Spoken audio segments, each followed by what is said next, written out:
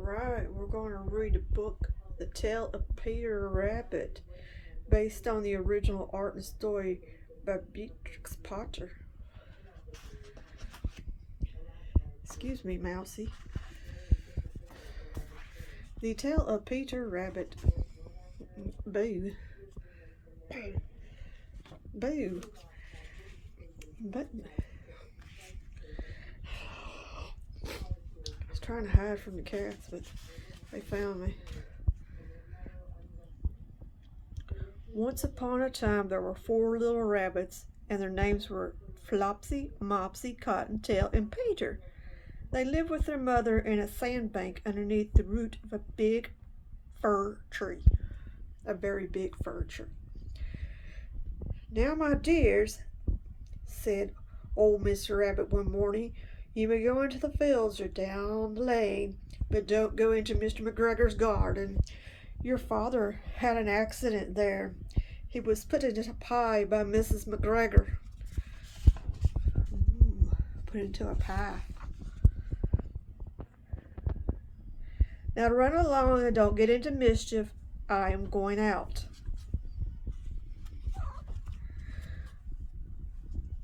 Then old Miss Rabbit took a basket and her umbrella and went through the woods to the baker's. She bought a loaf of brown bread and 5 currant buns.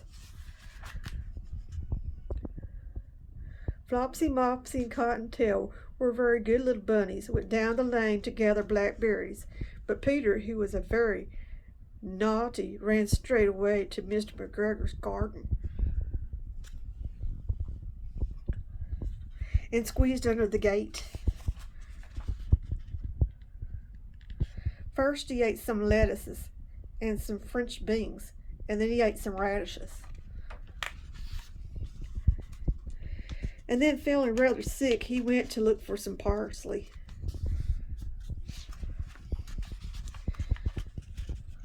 But round the end of the cucumber frame, whom should he meet but Mr. McGregor?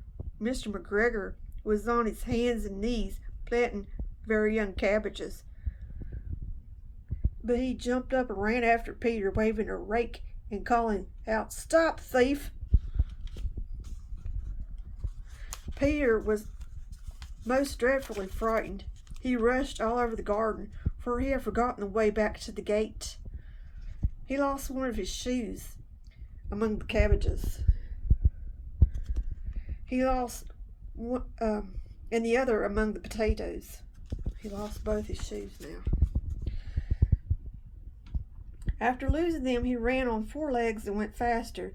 To that I think he might have got away altogether if he had not, unfortunately, run into the gooseberry net and got caught up by the large buttons on his jacket. It was a blue jacket with brass buttons, quite new. Peter gave himself up for lost and shed big tears, but his sobs were overheard by some friendly sparrows who flew to him in great excitement and implored him to exert himself. Mr. McGregor came up with a sieve, which he intended to pop upon the top of Peter, but Peter wiggled out just in time, leaving his jacket behind him, and rushing into the tool shed and jumping into a can. It would have been a beautiful thing to hide in if it had not had so much water in it. Mr. McGregor was quite sure that Peter was somewhere in the tool shed, perhaps hidden underneath the flower pot. He began to turn them very carefully, looking under each. Presently Peter sneezed. "Ka-choo!" Mr. McGregor was after him in no time and tried to put his foot upon Peter, who jumped out of a window and setting 3 plants. The window was too small for Mr. McGregor, and he was tired of running after Peter. He went back to his work. Peter sat down to rest. He was out of breath and trembling with fright, and he had not the least idea which way to go. Also, he was very damp from sitting in that can. After a time, he began to wonder about, going lippity-lip, not very fast, and looking all around. He found a door in a wall, but it was locked, and there was no room for a fat little rabbit to squeeze underneath. An old mouse was running in and out over the stone doorstep, carrying peas and beans to her family in the woods. Peter asked her the way to the gate, but she had such a large pea in her mouth that she could not answer. She only shook her head at him. Peter began to cry. Then he tried to find his way straight across the garden, but he became more and more puzzled. Presently he came to a pond where Mr. McGregor filled his watering cans. There's a cat. A white cat was staring at some goldfish. She sat very still, but now and then the tip of her tail twitched as if it were alive. Peter thought it best to go away without speaking to her. He had heard about cats from his cousin, little Benjamin Bunny. He went back towards the tool shed, but suddenly, quite close to him, he heard the noise of a hoe. Scritch, scratch, scritch, scratch. Peter scurried underneath the bushes, but presently, as nothing happened, he came out and climbed upon a wheelbarrow and peered over. The first thing he saw was Mr. McGregor hoeing onions. His back was turned toward Peter, and beyond him was the gate.